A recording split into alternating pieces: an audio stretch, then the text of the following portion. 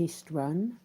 I thought I would give it a go if people had any questions that they wanted to ask me, if they were dealing with anything paranormal or supernatural, or they have any questions about an ascension or anything like that. Opening it up to people to ask questions.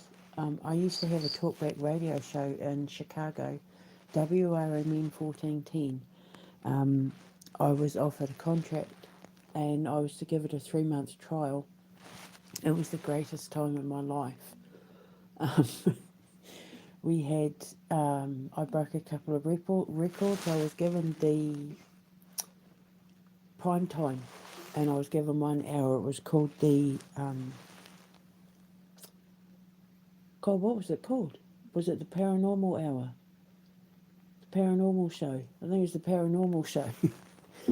But it went for an hour. Was it the Paranormal? Because I think we changed it. I can't remember. Paranormal Show. Paranormal Hour? Oh. In the Fox Valley. And, oh my God, it was so much fun. But I got called back to the UK because my ex-husband, yeah, he kind of sabotaged my career there, called me back, and I ended up having to give it up. So, yeah, but the thing is, I kind of think that it wasn't time because I didn't know half as much then as I do now. And in the time that I've not been doing the radio show, up until now, I ended up becoming an occult physicist, which I wasn't back then. I didn't know half the stuff I know now. But now I could put the headphones on and just talk away. But oh my God, we had so much fun. People were calling in and asking really neat questions, and I broke a couple of records. Like, what was it that they had? They'd never had anyone come down to the station to leave a question before. Like, they'd never had anyone come down to the station to meet what they called the talent. So there was another first that I'd done as well. I can't remember. Was it most calls or no? I can't remember what it was. Yeah, the most calls. Most calls into the station because people were ringing up the station and saying, like, leaving questions and that because I was given the prime time slot, the 3 o'clock slot, and a lot of them were still at work, so they couldn't come in, they couldn't ring up, so they were leaving their questions. So, yeah, I absolutely loved doing my radio show. I had people ringing up, asking all sorts of questions, but I didn't know half as much back then as I do now.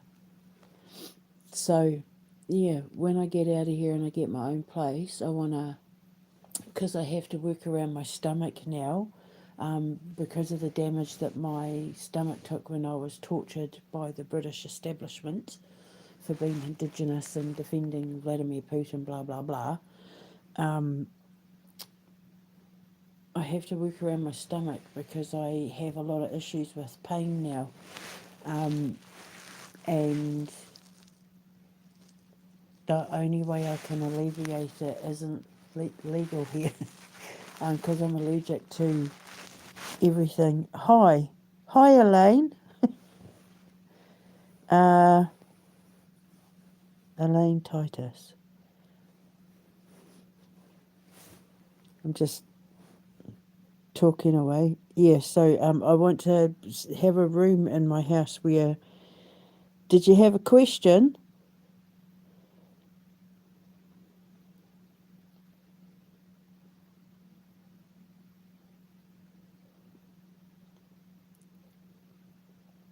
No. Okay.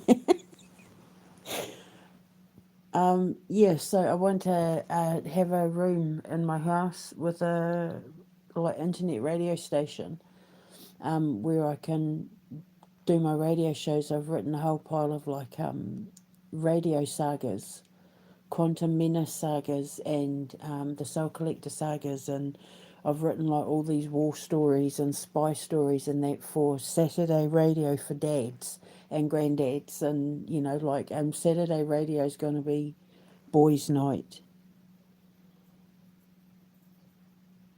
and in English that would be Hagadan Specifiskasi Sony. Yagandan Iyango. Yeah, so I'm a paranormal, I'm an occult physicist. So what there isn't, like, I know when it comes to the paranormal, the occult, the supernatural, that's my thing. But I'm an occult physicist. I specialise in time theory, so anything to do with like ghosts, hauntings, anything paranormal. But I am a scientist, so I also bring philosophy, psychology, evolutionary theorism, the way that I explain life and death and everything in between is science, and it's physics, and it's exact, and yeah, I explain things in a way that nobody else does. But I'm not for everyone. A lot of people don't want to hear. A lot of people don't want to hear the truth about the paranormal.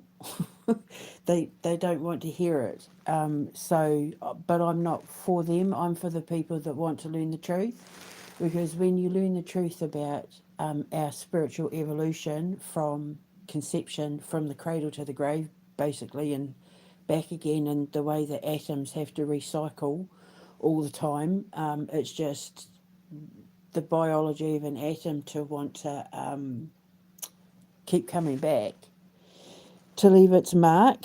So I don't even know what any of these things mean. So yeah, so I understand how it all works from a scientific point of view, from a physics point of view. I'm not going to sit here and tell you that the dead walk the earth, because it defies the laws of physics, like the way that energy works and atoms reform and stuff like that. Like, it's not physically possible for us to wander the earth when we're dead. It just, the soul can't function like that. And because atoms recycle, atoms absolutely recycle, they regenerate, they recycle, they can't, the soul can't live multiple lives at once. The soul can only live one human experience at once. And if you die, and after 100 years your body becomes the atoms of everybody else that's been living on the earth, you can't also be wandering the earth and be reborn as other people at the same time. It's physically impossible. The way that energy works, when we die, we become energy. And it's the energy that the earth records and picks up on and soaks in that plays back what we would call paranormal activity. It's not the dead, it's the atmosphere around us. And so I'm not going to be the sort of person who will sit here and say, like, you know, dead people wander cemeteries. Now, the thing is, I'm not saying that they don't, because I myself have had experiences where I've gone to cemeteries and I've seen people, but it's because they know you're going to be there. That, you know, like, the dead have got better things to do, and when it is a genuine encounter with someone who has genuinely crossed over, it is because they are trapped and need your help. But there's a difference between what we perceive the paranormal to be and who the dead actually are when they communicate. And that's what I'm here to teach people. Said hi. Hi. You're from Germany.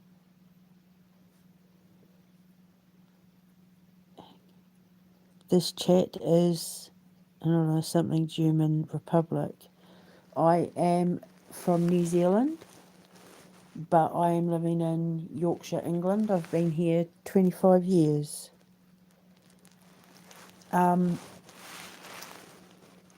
So, yeah, basically, what I'm trying to do is teach people the truth about the evolutionary process of life and death and the afterlife and what happens before and after you die and all of that to prepare your soul. Because when you understand the process better, it will eliminate probably about 95% of most classified and perceived mental health diagnoses, because the paranormal is based, the paranormal sits in the subconscious mind, which is responsible for logic, doubt, reason, compromise, and also it helps trigger our fear response and our instincts. So, hi.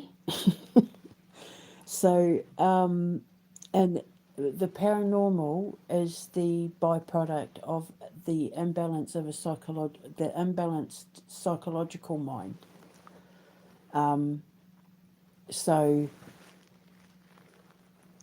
it's why it's why people who hear voices and stuff get diagnosed with things like schizophrenia.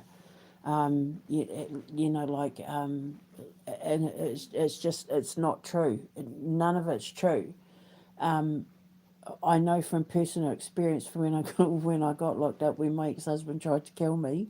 I studied everything within an inch of itself when I was locked up, and watched the way that they were diagnosing these women when they were in there.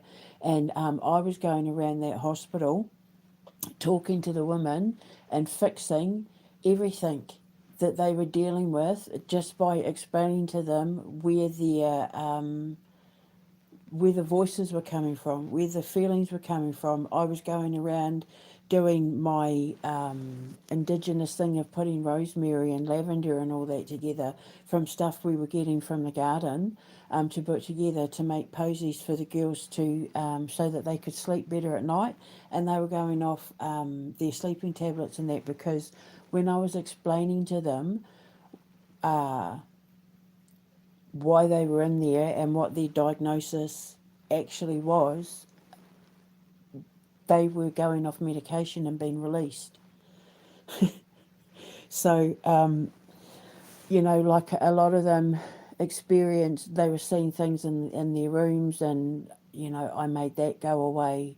I showed them how to use pendulums in order to bring down their anxiety levels and all of that, and they absolutely loved it. I'd go in and I'd get hugs and kisses from the girls, because they were finally able to sleep for the first time in years without sleeping tablets and things like that, because I understand the paranormal better than anyone, better than the doctors, which is why they tortured me. That's why I was tortured, because I was doing a better job at fixing the women than they were, and I bruised their egos. So they decided to do things like withhold food. So I would go, you know, anywhere up to 5 days in a row without being fed food other than a bowl of cereal and toast if they remembered to get bread. So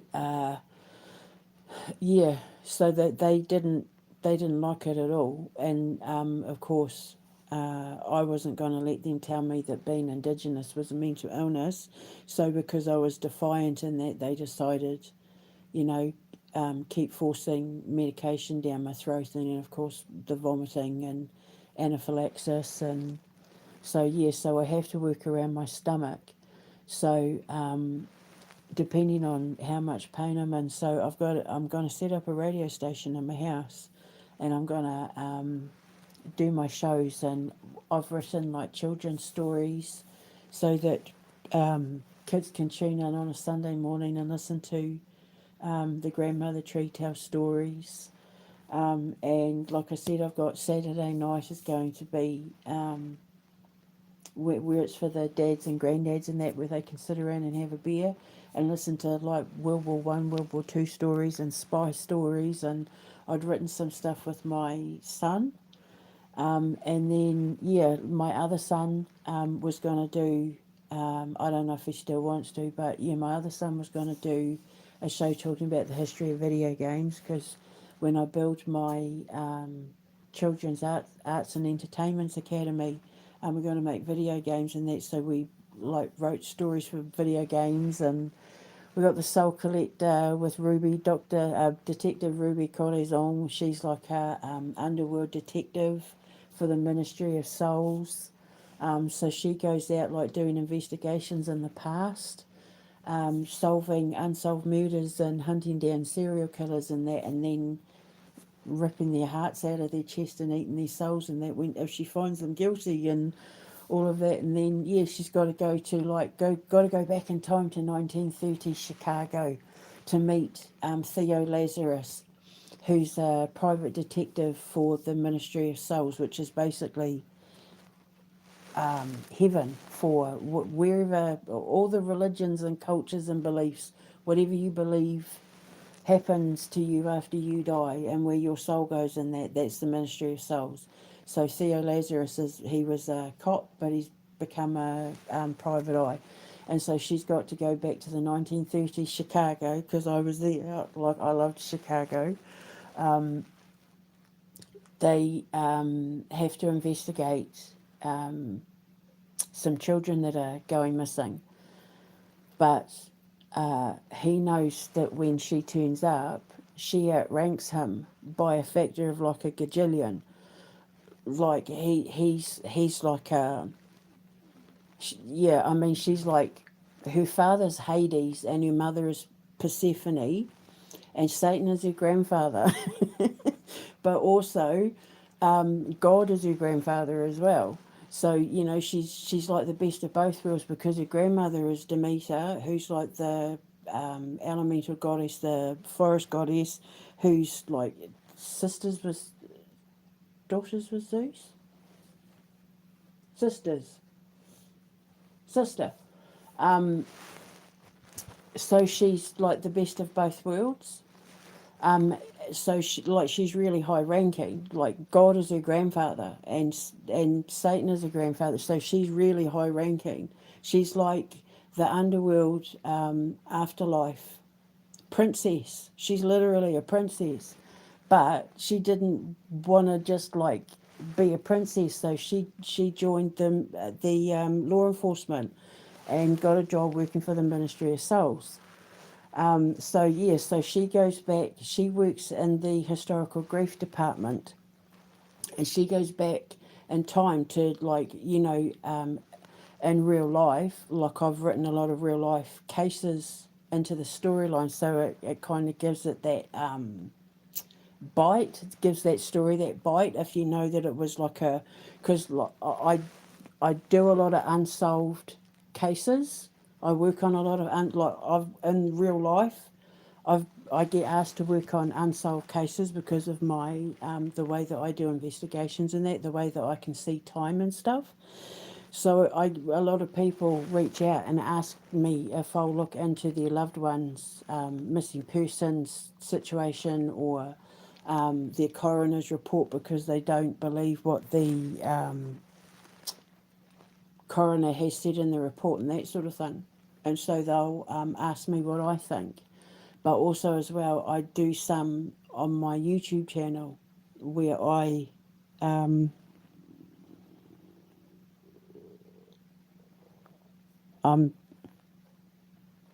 no splickety Deutsch, just English, I'm afraid. Yeah, so I work on a lot of cases that people know about, like the Amityville ghost boy. I love explaining that one to people. I debunk a lot of stuff as well, but also I work on a lot of unsolved cases. You know how you see all these YouTube channels and that where people are talking about, you know, like the Hinterkaifeck murders and the Villisca X murder house and all of that.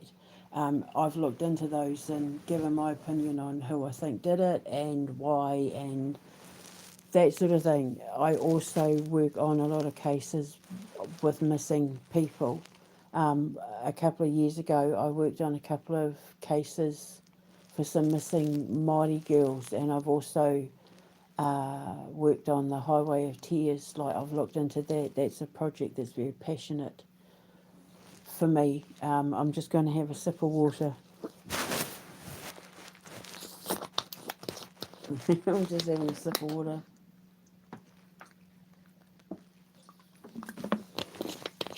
So yeah, I can explain it all. Anything to do with the occult, anything to do with the paranormal, the supernatural, ascensions, but I will not be like anybody else. My explanations, I'm so on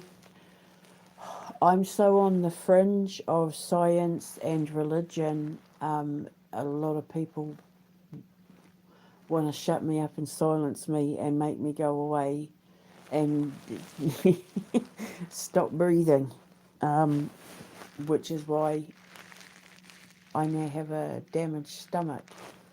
My ex-husband was poisoning me, and yeah, a lot of people want to shut me up, especially Elon Musk and Donald Trump and Keir Starmer and Mark Carney, because obviously I use my powers for good, and that means getting involved in, well, it turns out everybody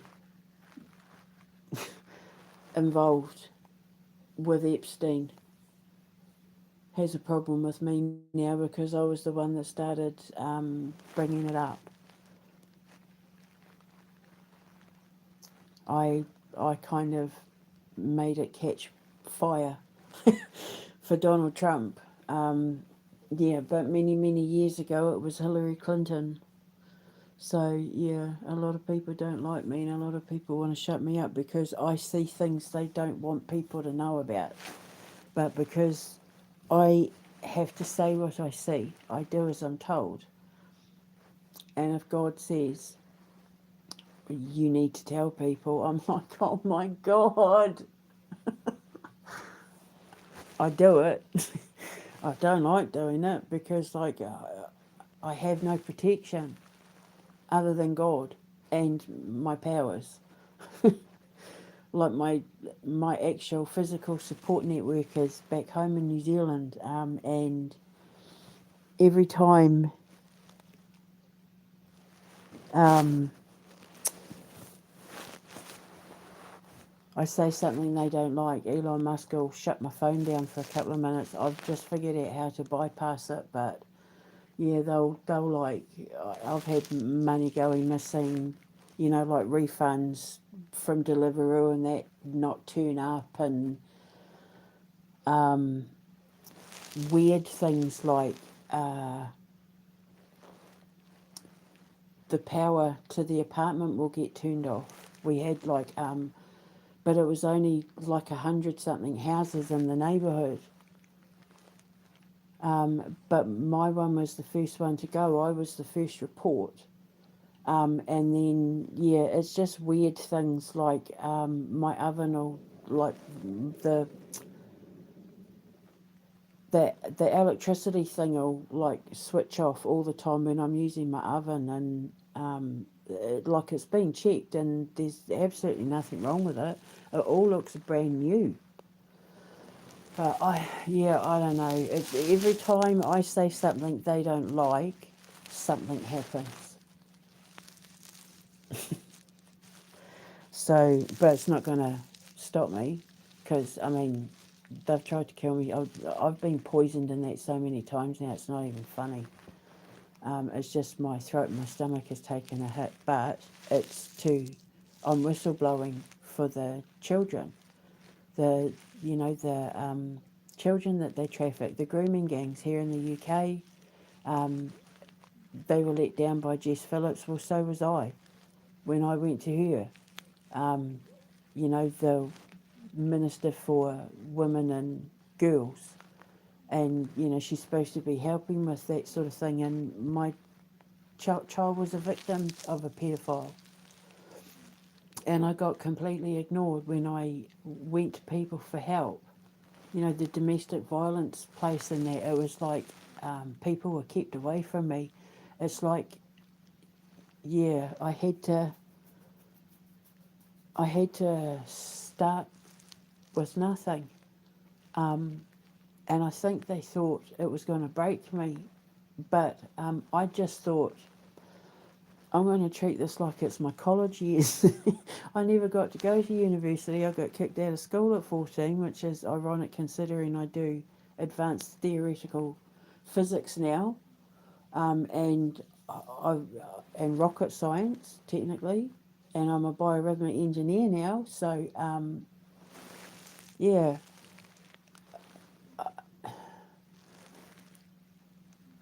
I I walked into something I didn't mean to, because I was speaking the truth about what I was seeing and what I was being shown and what these children were being put through. And as a woman and a mother, I couldn't not say things. And I just kept being told, post it, like my intuition, just post it. And then, of course, when I started naming names like Tom Hanks and all of that, and it started getting into, you know, missing kids and bodies being found on trails in Arizona and all that sort of thing, and posting about Fraser Grip and that's when they started coming after me. But I think they thought it would break me, but it was my college years. Like, I'm living like a college student. And I got to be honest and say, because like all I've done since I've been sitting in this flat is grow and learn and expand and grow and learn and teach myself and train myself and grow and learn and master. It's like I've been sitting in a genie's bottle learning how to create magic from the bottle.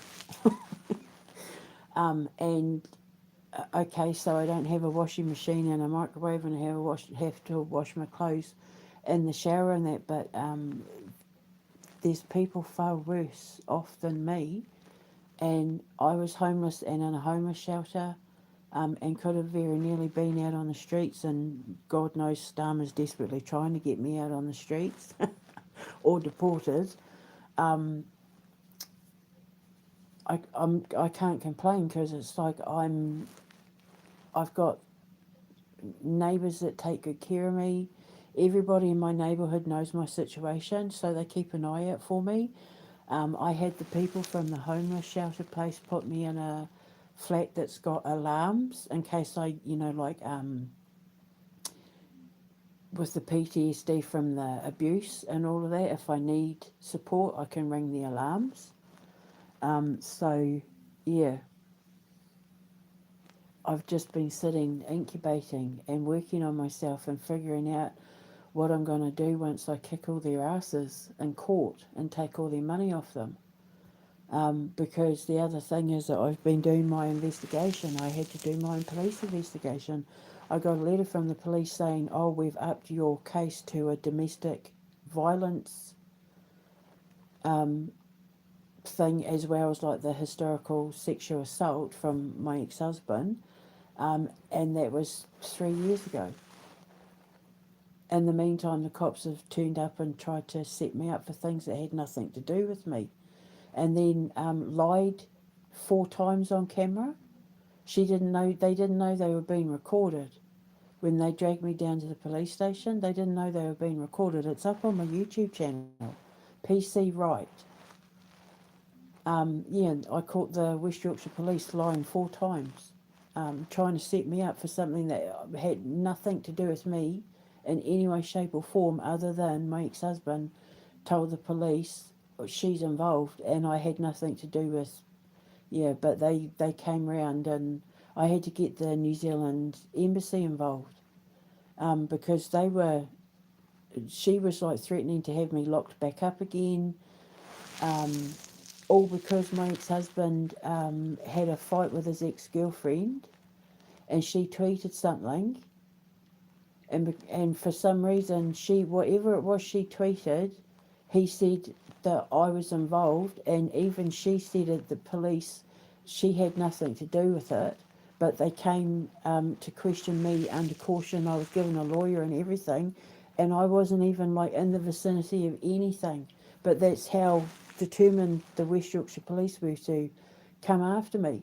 So it's there, you'll actually hear the whole thing on tape with the cop, the West Yorkshire Police, lying. It was two cops and a lawyer, lied, bull-faced lied, even threw one of their own under the bus. Nick, PC Nick, Ray, threw him under the bus. She lied about him, like threw her own colleague under the bus. And I defended him. I stuck up for him. Well, now the West Yorkshire Police are under investigation for fraud and money laundering. So, yeah, but it is up on my thing. I produced evidence of child abuse and everything, and it got completely ignored. Jess Phillips and that completely ignored it because they're covering up the grooming gangs. They're covering up the whole Epstein thing. And I'm the whistleblower. I'm the reason why this whole thing caught on with Donald Trump and Epstein, because when I was doing the investigation into Donald Trump and Elon Musk crashing the planes and helicopters and blowing up that car at Trump Towers and all that, like I did investigations into them. I proved they caused them. They caused them. I've proven it. Like, you can even see the weapons being used on the planes and stuff. Like, it's evidentiary, it's all there. I even, the ICC and all that have been watching, because, like, we can't have this. This is unacceptable. Keir Starmer's now under investigation, and Nami with the ICC. Because I've been running to the King and running to the ICC and running to everybody because they're evil. Mark Carney, they're getting ready to legalise paedophilia in Canada. I had people in Canada come out and abuse me because I said he was friends with Epstein, and they were like, it's just because his wife went to school with Maxwell and blah, blah, blah. And now his country's getting ready to legalise paedophilia. So, yeah, no, he only knows him by association, eh? And then, of course, they're bringing in that law where if your children or teenagers are suffering from depression or mental health illnesses, they can euthanise them. That's the whole reason why I decided not to immigrate to Canada once I got justice, because up until him, I was getting ready to set up in Ontario and build my school at Thunder Bay in Ontario. Like, I had my whole life set up and everything, and then all that stuff kicked off in Canada, and I thought I can't, because all the kids that come to my school are going to be kids who are the freaks, geeks, nerds, dorks and weirdos of the world, and the ones who are in abject poverty and in remote parts of the world, and probably even homeless and in foster homes and orphanages and what are they called, favelas, and like all the poor regions, inner city and trailer park and all of that. And a lot of these kids will have been diagnosed with things like ADHD and autism, which is a load of bollocks. It's basically their way of saying we don't understand them. But I understand them. I know exactly who they are. And they need to rename autism to high functioning creative empathic genius. If you've been diagnosed with high functioning autism or whatever, there's nothing wrong with you. It's just you're smarter than the average person, and your brain runs at a frequency so high that the average person can't understand you. It's like they're speaking English and you're speaking dolphin. But because they don't understand it, they just give it a blanket term and shove medication down its throat. When in actual fact, these kids really just need to be left alone and kept away from society, because they're not born to fit in, they're born to stand out.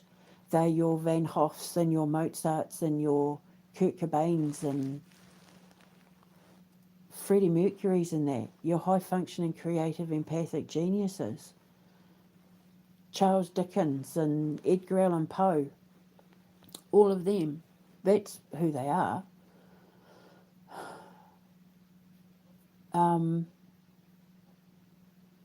And they've been medicated and misdiagnosed, and Mark Carney wants to kill them. So, because, so I can't. I have to do something to stop it. So I see stuff, so I say it. If I can bring any of them down, and I am, trust me, I am, everything that's happening to Elon Musk and Bill Gates and Keir Starmer and Donald Trump and that's because I know what I'm doing when it comes to physics and alchemy. And I'm a soldier of God. I'm here fighting this holy war. And that includes me having to arm people with the knowledge in order to have their ascension. I've got a video that people need to watch called The Rapture Explained.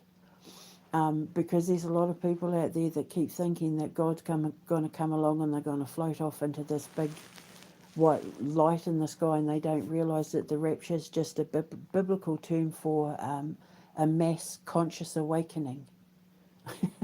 So, like all at once, people are going to start getting it and figuring out that all of this is just the matrix, and they're feeding off our fear and they're plugging us into this system that they're trying to control using the Shaman resonance. People keep running around, oh my God, and the Shaman resonance. That people don't realise that the Shaman resonance, firstly, is controlled by satellites in the sky, and is fed through the radio waves and broadband and Wi-Fi and internet and all that, and they turn it up and down to mess with your mind. And the Schumann resonance at its lowest frequency is fatal. It can kill you. It can drive you to murder, suicide, depression, addictions, that sort of thing, self-harming. And they use it like a direct energy weapon. All these people getting in their cars and running people over and going out and stabbing people randomly and all that, that's not for any other reason than they're victims of applied Schumann resonance. They use the direct energy weapons. The Scottish government, the Scottish police, the British police, it's all on my Instagram. It's all there. They've admitted that they use these things now, like it's all out in the open. We've got people in the World Economic Forum and the CIA and that saying, oh yeah, and these are the frequencies we use, and we use, the 5G towers, and but like they've admitted that they use them.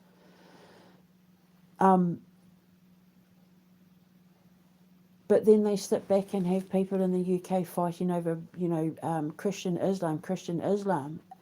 It's been done by design, and they use the Schumann resonance, the 5G towers, and all of that. And this whole digital ID thing is because they want to be able to use you to switch you up and down, to turn you into like their little gladiators and that, when they need to distract people from the fact that I'm running around whistleblowing about the Epstein thing, because I'm doing investigations and I'm taking my evidence to King Charles and the ICC. Like, it's all on my Twitter, because I'm saving children. My end goal is to save the children that people like Keir Starmer and Zelensky and Macron and von der Leyen and Trump and all that are getting their hands on. All these people, Ed Balls, Yvette Cooper, Tony Blair and his wife, von der Leyen, Schwab, all of these people are connected to Jeffrey Epstein. Trudeau, Carney, Ardern, Jacinda Ardern, Albanese.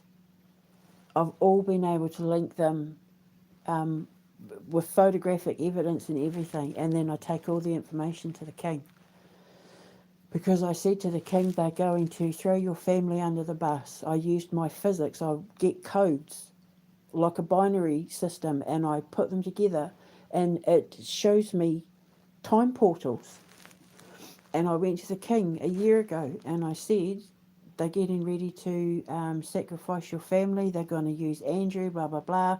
And then I started having dreams, and then, like, his mum came through. The Queen Elizabeth came through. I don't even care anymore. I don't even care if people think I'm nuts, because the evidence speaks for itself.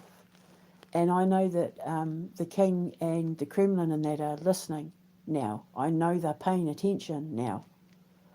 And so I took the evidence and I said to the king, they're getting ready to sacrifice your family. And if you don't dissolve the government, they're coming after Andrew. And because they need to distract, they're sacrificing him so that people don't focus on Trump and Musk and Elon Musk. I did that investigation. He was the one that dug the tunnels for the P. Diddy and Jeffrey Epstein, the Boring Company. He admitted on Joe Rogan that he dug the tunnel for P. Diddy to traffic humans, traffic people. And when I took the evidence to Donald Trump when he was running for election, the video got taken down.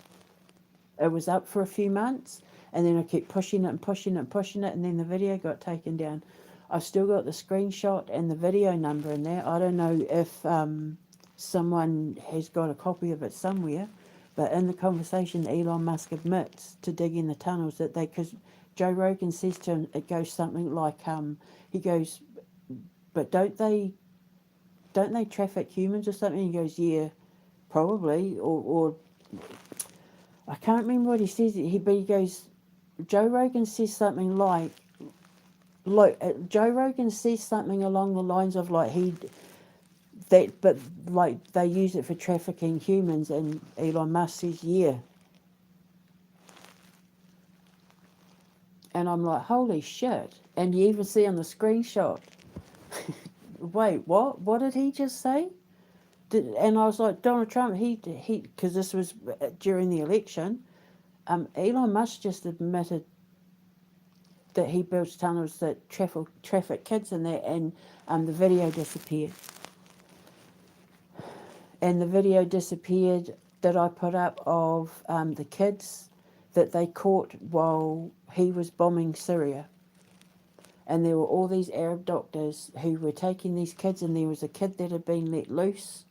And there were all these kids' dead bodies in that because they were, while Trump was bombing Syria, they were taking the kids off the street and then rushing them to harvest their organs, and it was caught on camera. And twice I put that video up, and twice Elon Musk took it down. Because I was blowing the whistle. Because I'm here to protect children. Everything that I am, everything that I've become, everything I've created is to protect children. Because the children that I'm trying to protect are the ones that they go for first. The Indigenous, the poor, the ones that people won't notice if they go missing, or won't care if they go missing, or the talented. My foundation, my academy, the Foundation Arts and Entertainment Academy, I call it FIRE, which in Māori means auntie. But it's for kids who have got talents as well, like in music and acting and that. So we're going to be like our own little mini Motown and Hollywood and Broadway, like in my own little grounds. So we're going to have like a talent agency in that as well. So if there's a kid somewhere in remote Siberia that is absolutely fantastic at playing the drums on bins, but he's really good, and we can actually give him a pair of drums and say, go for it, then he can earn himself some money while he's learning to play the drums at our school, playing the drums on our musical, The Night of the Black Sun, which I want to broadcast on my radio, through my radio station. I want to put on like a live radio performance of my musical that's like War of the Worlds, but The Night of the Black Sun, which is our zombie apocalypse musical. Because obviously I have to give the kids schoolwork, because they're not going to be coming to us to learn how to do English and algebra. They're coming to us to learn how to master their crafts and their gifts and their talents and that. So if they can act or sing, or they're really good at baking or sewing or whatever, we're going to have an outlet for them.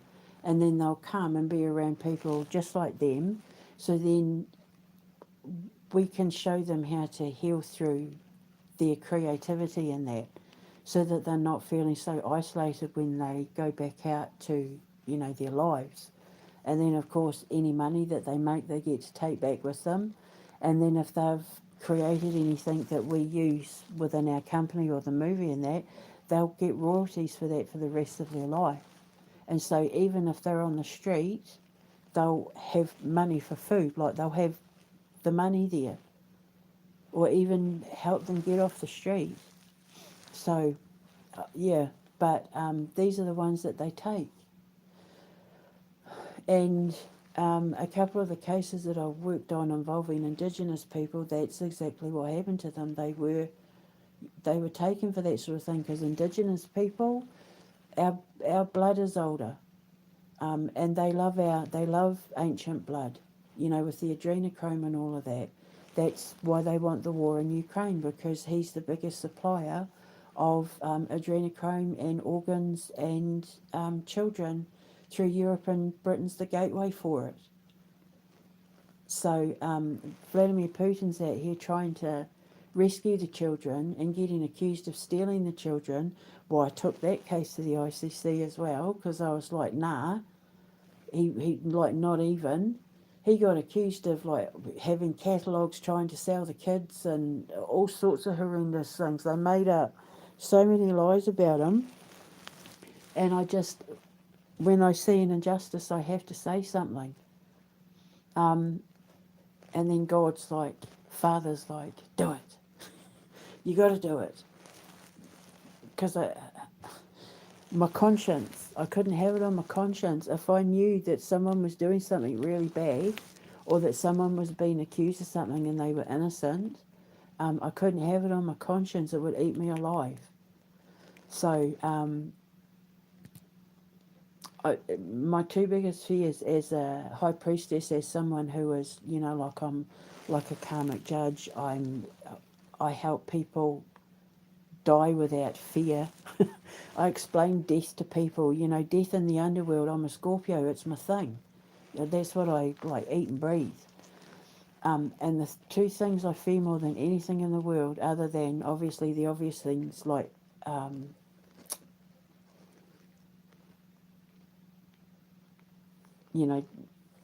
dying in obviously horrendous ways, even though I know, well, you know what I mean. The two things I fear, though, top of the line, the two things I fear more than anything when it comes to death is having something on my conscience and disappointing God.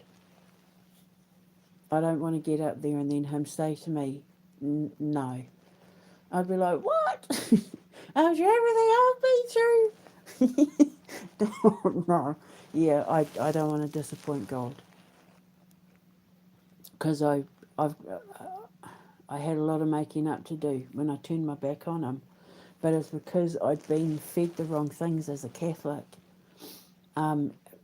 What I was being raised to believe as a Catholic was conflicting with who I knew God to be.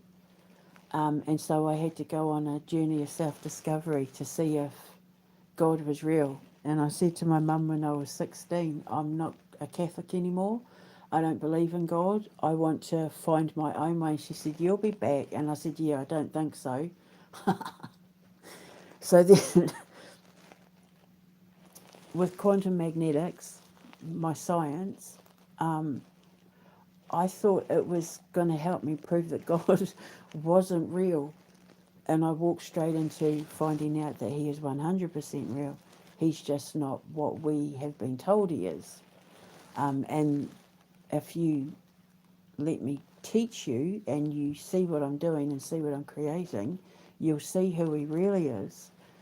And you'll never take religion or the Bible seriously when you see the stuff in the Bible that is actually truly really him.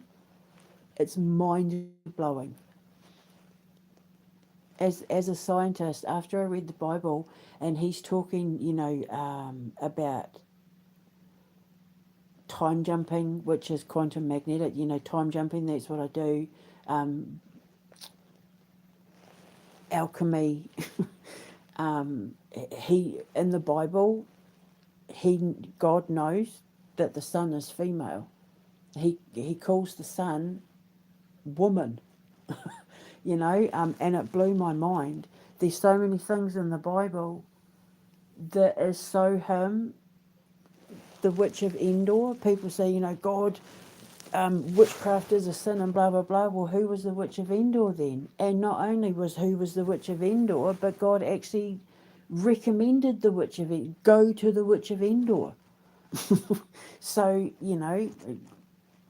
prophecy is a sin and blah, blah, blah, but he had prophets.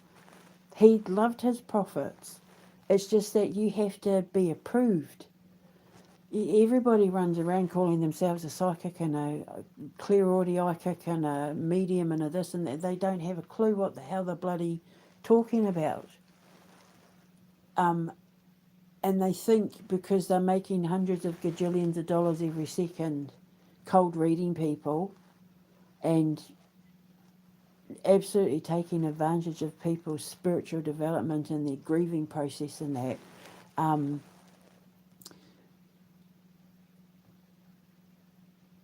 there's, how do I put it? There's no evidence that they've been given permission by God to do it. They can say they work for God and all of that, but if they're lying to people and taking, some of them will charge like hundreds of dollars for like half an hour, 45 minutes, hundreds and hundreds of dollars, and heavily edited TV shows, and the stuff they tell them is just disinformation and misinformation and just wrong, like chipped coffee cup and all of that. It's so offensive to me because they sit there and they say, well, I'm doing God's work and that, and God's like, wait, hang on, what? Since when? It's like Jesus in the Bible. I don't know you. The prophets, hey, look, we're doing this for you, Lord, and blah, blah. And he's like, I don't know you. You have to have permission. If you say I'm doing this for God, you have to have proof that he's given you his blessing. I have proof. I've been able to prove it like a gajillion times over. I'm Daddy's little girl. I'm his princess. But it's because I had my ascension. And everything that I'm putting out there is to help people have their ascension so they can go through their rapture. And then when we're all on the same page, it means that we no longer have people like Donald Trump and Keir Starmer and Mark Carney and Jacinda Ardern and von der Leyen and Zelensky and all that running our world. Because we keep making the mistake of thinking that they're in charge of us. But we keep forgetting we're the ones that put them there. So that's why I keep saying, Great Britain, people of Great Britain, petition the king. All you have to do, see how you got all those millions of signatures to demand an election. Two things you need to know about that. The Prime Minister cannot stop a general election. He has no power to stop a general election. The only people that can say no to having a general election are the MPs and the king. if the MPs, if you took those signatures to Parliament and the MPs didn't do anything, you take those signatures and you petition the King. There are two laws. You have parliamentarian law, which is all the laws that they keep trying to pass. Oh, and we're going to ID this and mandatory that. They're parliamentarian laws. Then there's the King's law, the King's prerogative, right? So the King's laws sit above parliamentarian law, but there are two laws that sit above King's law. They are the two highest laws in Great Britain, and that is natural law and God's law. And God's law is the highest law. It came in because of it came in around the time of, Guy Fawkes and all that. God's law is the highest law in Great Britain, and it is the law that says that no one is allowed to tell any British citizen how they go about worshipping their God. No law in Great Britain has the law to tell any British citizen how they are to believe in God or whether they're allowed to believe in God. That it is every British person's legal right to believe in their God, whoever their God is, the Christian God. And no law in the land can tell British people they can't believe in their God, they can't ring their church bells, they can't have service, they can't do this. No law in the land has that power over God's law. How you worship God in Great Britain, no law surpasses God's law. The second highest law is natural law. And natural law is there is no law passed in Parliament or even by the King that can tell you how you make your money, how you defend your home, how you make your money. Like you don't answer for how you make your money, how you defend your home, how you defend your income and your neighbourhood and your children. Natural law. You can't tell me what to do in my home. This is my home, this is my property, this is my children. You can't tell me I can, with money and all that sort of thing. Natural law and God's law. And then what you need to do is, if the MPs don't listen to your request for a general election, you petition the King. Because he is forced, because he is, the MPs and Prime Minister are the liaisons between the citizen and the King, whereas the King is the liaison between the citizen and God. So because God's law sits above parliamentarian law and King's law, or sovereign law, I think it's called King's law, I think it's called sovereign law, God's law sits above. So therefore, if you petition the King has to answer to God. And if God says, Starmer and that can't tell the British people how to believe in me, what they do with their money, if they're earning their money, you can't, how they want to spy on your bank accounts and all that. Under natural law, they're not allowed to do that. They can't tell you what to do with your money and how to make it and where you get it from and blah, blah, blah. They're not allowed to do that. If you want to homeschool your kids, they're not allowed to tell you you can't. So know your laws. Petition the King. Take it to King Charles because he is obligated by law. And then if he doesn't listen, under the law, you are allowed to call for his abolishment of the monarchy because he's no longer working in the interests of the people. And then I think by rights, you're allowed to start a revolution. But also you need to understand, if you donated money to any Labour MP or Starmer before the election on the promise that they weren't going to do something and they did it anyway, and you donated money, that's illegal. They're not allowed to do that. That's election fraud. The other thing was, what was the other thing? You have the legal right to not pay. Is it what part of your taxes pay for your MP's allowance, your MP's wages? Because the taxpayer pays for your local MP's wages and that, you're allowed to withhold their earnings. By law, you're allowed to withhold their earnings because they're not doing their job. They're not doing what you voted for them to do, and it's election fraud. They're not allowed to take money from the taxpayer if they're not living up to their promise. When you run for an election and you say, I'm not going to cut the heating, and then you cut the heating, and people donated money to you saying, yay, we're going to vote for you because you're not going to cut the heating, and then you gave him a tenner, and then he cut the heating, that's election fraud. He can actually be arrested for that. That's a prosecutorial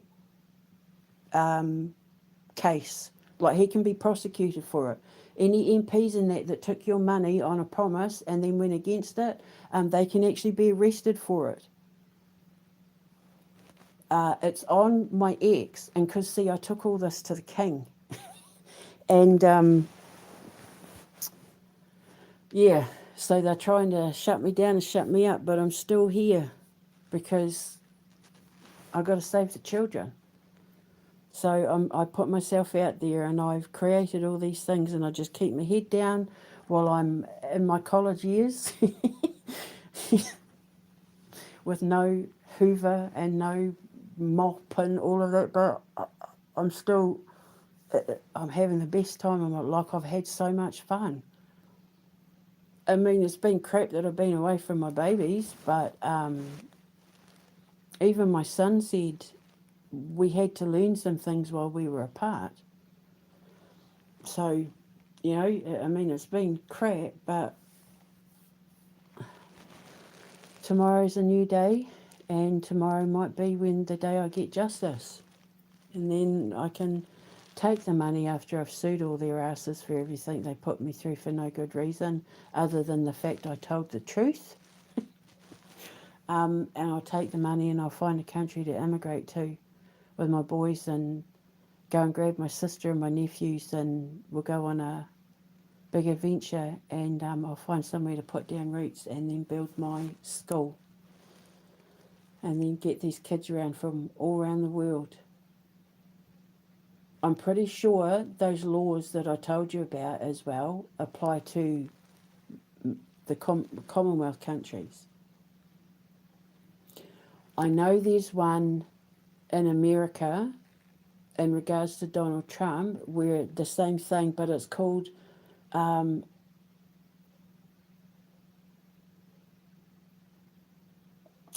gosh, is it a prosecutorial lie or something lie? And it's basically the same thing. If you donated money to Donald Trump and he promised to do something and then he didn't, he can be charged with it, because I know there's a certain amount of lies that the Americans typically, obviously, I mean, God, they're so corrupt now, it's not funny. Even their judicial system is just, it's shameful. There's a law, starts with P, I think. Something rather, it's on my ex account. Look up Dreamweaving Alchemist and election fraud, will all be there. And I just spoke about it just recently, but there's a law in America that says that when it comes to Donald Trump, what you can get him on is the fact that people donated money and he promised to do things, and like, I'm going to arrest Gates, I'm going to arrest Fauci. If you donated money to his campaign on a promise and then he didn't deliver those promises, which is pretty much everything, he just lied to everybody. If you donated money and you can prove you donated money, you can have him done for that. Like, that's an impeachable offence. It's called is it prosecutorial lie? It's basically like a handful of lies that you're allowed to get away with during an election campaign. But this is one of them that you're not allowed to get away with. If you promise and you take money, you have to deliver on that promise. Otherwise, it's fraud. So that's the only law that I know that I could pin him on other than Epstein. But yeah, so the American people, if you're out there, it's, do you know what I'll do? I'll put a link in the description box below of this video. And then you'll know the law I'm talking about. But Donald Trump and Vance and all of that absolutely broke this law. It's one of the few laws that you could actually nail him on if there was a judge who couldn't be bought into not, letting him get away with it. I'm just going to have a sip of water.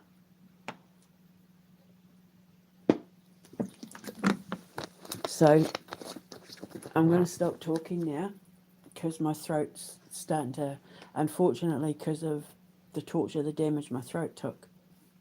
So, people of Great Britain and the Commonwealth, now you know what to do. People of America, I'll put a link in the description box below of this law that you can get him on.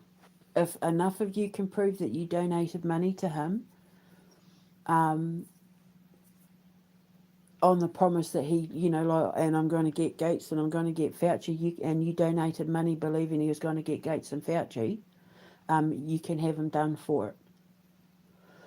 And if enough of you got together, that's one pretty big kerfuffle you've made for that man. And then he'd have to answer for it in the courts. People like, what's her name, Letitia James? That's the kind of thing that she might be interested in, like your attorney generals and Newsham and all that. These are the sort of laws that Thomas Massey might like to know about. I just adore that man, and Trey Gowdy, and Rand Paul. Yeah. Thomas Massey, I just adore him. Anyway, I'll put a link in the description box below of this law. But yeah, to the people of Great Britain, now you know what to do. So those elections, taking those signatures when he was like, no, the Prime Minister doesn't have the legal authority to say no to an election. It's not his jurisdiction. It's up to the MPs to decide whether there's a vote of no confidence.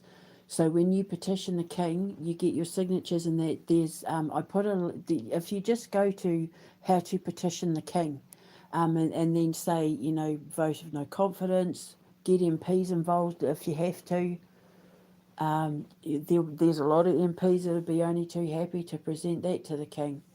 And then say the people have decided, that we're no longer confident in this government, and we're requesting for you to dissolve government because, you're the next highest authority. And after this, we have to look at a revolution, basically. So, yeah, the King isn't going to want the bother, I think, because I told him everything that was coming. And everything I said is now happening. And he didn't listen, unfortunately, but he's now learning the hard way. So I think he's going to listen this time.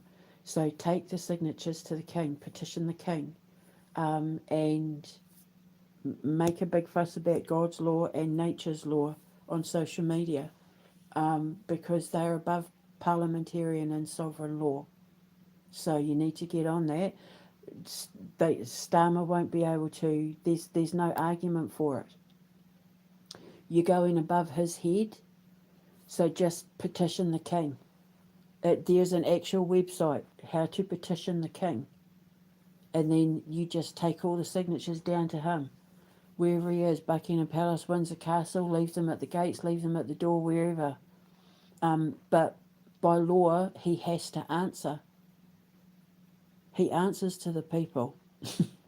So, yeah, by law, he has to answer. If you petition the King, by law, he has to answer. And if he doesn't, then by law, you're allowed to start a revolution and demand the abolition of the monarchy. The absolution? The absolvement? I'm so tired. So, yeah. So there you go. Hour 10, God. Right, so I'm going to go because my throat's killing me. But there you go, people of Great Britain and America. Now you know what to do. I should probably rename this, but anyway, I'll speak to you later. Ka kite anō. Mwah. God save the king. Love you, Liddy.